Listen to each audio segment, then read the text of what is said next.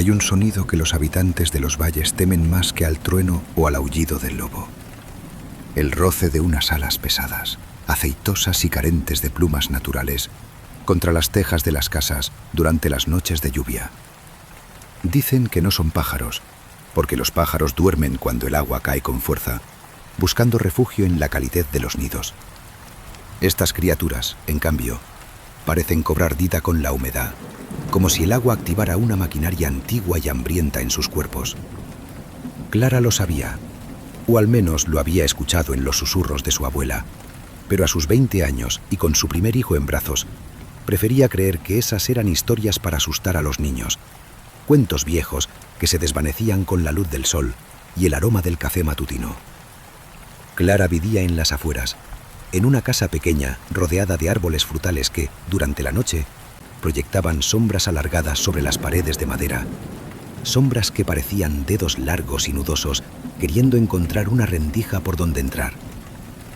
Su vecina más cercana, la señora Martina, era una presencia constante y perturbadora. Martina era una anciana de movimientos lentos, casi calculados, y ojos cubiertos por una catarata blanca tan densa que le daba un aspecto de mármol pulido. Siempre estaba allí, sentada en su porche, tejiendo con unas agujas de hueso amarillento que hacían un clac rítmico y constante. El sonido no era molesto, pero era hipnótico, una especie de metrónomo que parecía marcar el paso del tiempo de una manera distinta en esa colina. La historia de Martina en el pueblo era un rompecabezas de piezas que nadie quería encajar. Decían que había llegado hacía 50 años, joven y hermosa, tras una tormenta que destruyó el puente principal. Pero mientras los demás envejecían con la dignidad de la tierra, ella parecía haberse detenido en una decrepitud estática, como si su cuerpo hubiera alcanzado un límite de putrefacción que no terminaba de consumarse. Siempre saludaba a Clara con una sonrisa desdentada y una frase que se repetía como un mantra. Cuida mucho al pequeño, Clara. La lluvia tiene mucha hambre y los huesos tiernos son los que mejor crujen bajo el agua. La lluvia comenzó un martes por la tarde. No fue un chaparrón repentino, sino una cortina gris y pesada que fue borrando el horizonte paso a paso, hasta que la casa de Clara quedó aislada del resto del mundo. El sonido del agua golpeando las hojas de los frutales creó una atmósfera de encierro absoluto. Esa noche, mientras Clara mecía a su bebé, intentando calmar un llanto que parecía nacer de una incomodidad invisible, escuchó el primer golpe. No fue en la puerta, ni en las ventanas. Fue en el techo. Un sonido sordo, pesado, como si un fardo de carne húmeda hubiera caído desde gran altura.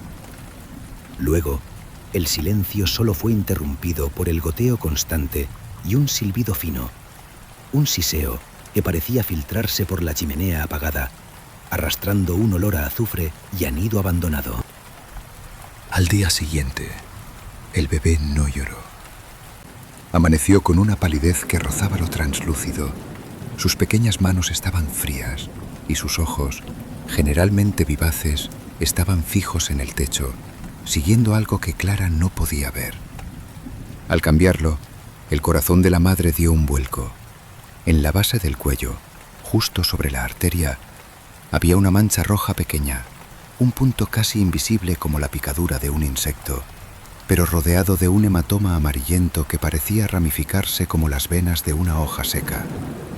Desesperada, Clara corrió bajo la lluvia hacia la casa de Martina. La encontró en su porche, a pesar de que el viento racheado empapaba sus faldas negras. Martina no tejía. Estaba ocupada frotándose los brazos y el cuello con una sustancia oscura, una grasa espesa que desprendía un hedor rancio, metálico, que revolvió el estómago de Clara. Era el aroma de la sangre vieja mezclada con hierbas podridas. «Es el aire, hija», dijo la anciana sin levantar la vista de su tarea. «El aire de la lluvia viene cargado de pesadez y se lleva lo que no está bien sujeto. Ponle una tijera abierta bajo la cuna, de hierro viejo, y reza lo que sepas, aunque dudo que alguien escuche con tanto ruido de agua». Clara regresó a su hogar con el alma en un hilo. El miedo ya no era una idea, era un frío físico que se le instalaba en la base de la nuca. Al caer la segunda noche, decidió no dormir. Se sentó en una silla de madera frente a la cuna, armada solo con una vela y el cuchillo de pan. El ambiente en la habitación se volvió opresivo. A través del cristal empañado, la lluvia deformaba los árboles, convirtiéndolos en monstruos danzantes. Entonces, vio el movimiento. Desde la rama más alta del nogal que daba a la habitación de Martina, algo comenzó a descender. No era un pájaro, aunque tenía movimientos de ave. Era una figura humana que parecía desinflarse, como si se estuviera despojando de un peso innecesario. Clara observó con un horror que le heló la sangre cómo la figura se despegaba de sí misma. Lo que quedó en la rama fue una piel vacía, un saco de carne pálida que colgaba como una prenda de ropa vieja. Lo que bajó del árbol, en cambio, era una criatura de músculos expuestos, piel coriácea y oscura que brillaba bajo la lluvia con la misma grasa que Martina usaba por la tarde. La criatura se arrastró por el barro con una agilidad espantosa, usando sus extremidades alargadas para impulsarse. Cuando llegó a la ventana de Clara, se irguió. El rostro era una parodia grotesca de la vecina. La mandíbula se había dislocado para revelar una lengua bífida y larga, y los ojos de mármol ahora eran dos pozos amarillos que emitían un fulgor depredador. La bruja pegó su cara al vidrio. No intentaba romperlo, sino que empezó a emitir un sonido de succión rítmico, un silbido que hacía vibrar los cristales. Clara comprendió el horror de la leyenda. La bruja no necesitaba entrar físicamente para alimentarse. Su presencia misma drenaba la vitalidad a través de los poros, a través del miedo. Pero esta noche, la criatura parecía más hambrienta. El roce de sus uñas contra la madera de la casa sonaba como el rascado de 1000 insectos gigantes. El bebé empezó a convulsionar suavemente en la cuna, su piel volviéndose grisácea bajo la luz de la vela. De pronto, los rascados cesaron. Un silencio sepulcral se apoderó de la estancia, interrumpido solo por el latido desbocado del corazón de Clara. Entonces, un crujido violento llegó desde arriba. La bruja, usando sus garras curvas, estaba arrancando las tejas del techo una a una. Clara recordó las historias de su abuela sobre el vuelo de la sangre.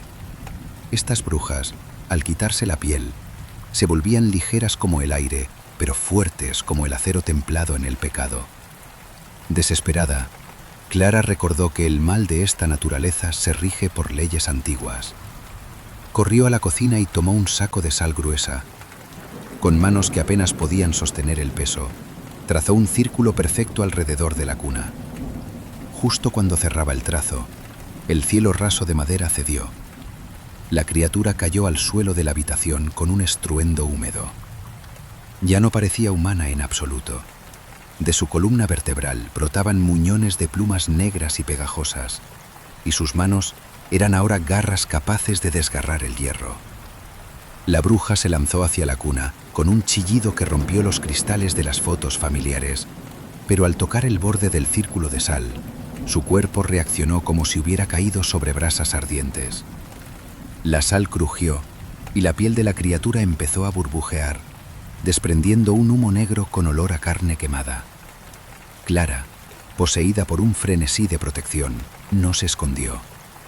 Tomó puñados de sal y se los lanzó directamente a la cara deforme de la bruja. Cada grano que tocaba a la criatura abría una pequeña herida supurante. La bruja retrocedió, golpeándose contra las paredes, emitiendo un sonido que era una mezcla de llanto humano y graznido de cuervo. Sus ojos amarillos se llenaron de agonía mientras buscaba desesperadamente el agujero en el techo para escapar de la purificación de la sal. Con un último esfuerzo, la criatura saltó y se perdió en la oscuridad de la tormenta. Al amanecer, la lluvia cesó con una brusquedad antinatural. Clara, exhausta y cubierta de polvo y sal, caminó hacia la casa de Martina. La puerta principal estaba abierta de par en par. En el dormitorio, la anciana yacía sobre las sábanas empapadas. Su cuerpo era un mapa de dolor. Cientos de pequeñas quemaduras circulares cubrían cada centímetro de su piel, como si hubiera sido azotada por una lluvia de fuego. Martina respiraba con dificultad, y cada vez que lo hacía, un poco de polvo de sal salía de sus labios. «Has ganado esta noche, Clara», susurró la mujer con una voz que parecía el crujir de ramas secas. «Pero la sal se disuelve con el agua, y en este valle siempre vuelve a llover. El hambre que llevo dentro es más vieja que tu linaje, y mi piel ya está colgada en el nogal, esperando que el aire me devuelva la fuerza». Clara no dijo nada. Regresó a su casa y en lugar de limpiar, comenzó a tapiar las ventanas con tablones de madera bendecida y a llenar cada grieta del techo con sal y hierro. Ahora sabía que en ese pueblo la seguridad era una ilusión que se mantenía solo mientras uno estuviera dispuesto a vigilar. Sabía que afuera, Martina seguiría tejiendo con sus agujas de hueso, esperando el próximo ciclo de la luna y las nubes, porque una vez que una bruja marca una cuna, el hilo de sangre solo se corta con la muerte o con el olvido absoluto. Y Clara, con los ojos fijos en la cuna de su hijo ahora recuperado, juró que nunca volvería a cerrar los ojos cuando el primer trueno anunciara la llegada del agua.